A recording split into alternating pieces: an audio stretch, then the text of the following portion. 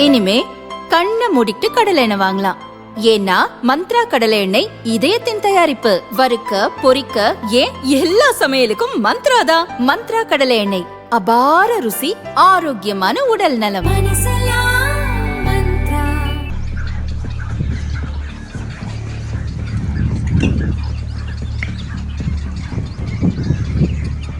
ஆண்டுதோறும் ஐரோப்பிய நாடுகளிலிருந்து வலசை பறவைகள் தை மாத காலத்தில் கூந்தன்குளம் பறவைகள் சரணாலயத்திற்கு வருகை தரும்.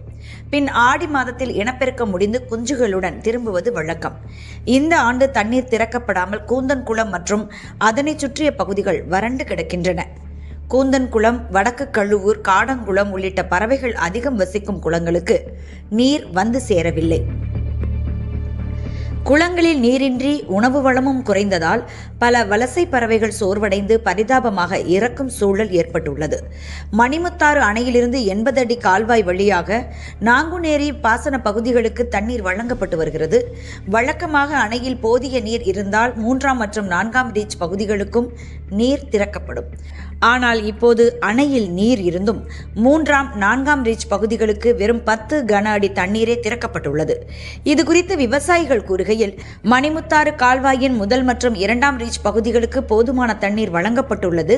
ஆனால் 3 மற்றும் 4ஆம் ரீச் பகுதிகளில் உள்ள மூளைக்கரைப்பட்டி, அரசனார் குளம், தாந்தோணி, கூந்தன்குளம், வடக்கு கழுவூர் போன்ற பகுதிகளுக்கு நீர் திறக்கப்படவில்லை.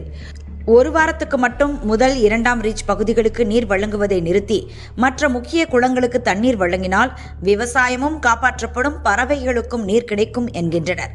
பறவைகள் பாதுகாப்பை கருத்தில் கொண்டு அரசு மற்றும் பொதுப்பணித்துறை உடனடியாக தலையிட வேண்டும் என்பது அப்பகுதியினர் கோரிக்கையாக உள்ளது.